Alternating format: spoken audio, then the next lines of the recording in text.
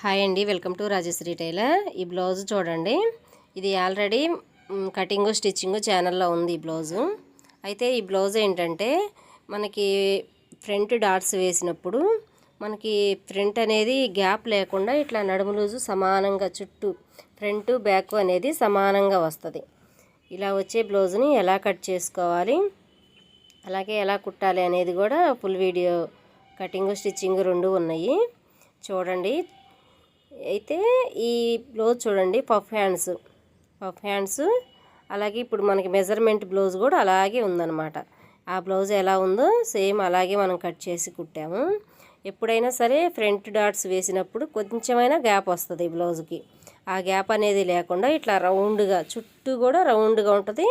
Cross cutting పర్ఫెక్ట్గా ఎలా cut చేసుకోవాలి, కుట్టాలి అనేది ఫుల్ వీడియో ఉంది ఛానల్లో. చూడాలనుకుంటే చూడొచ్చు.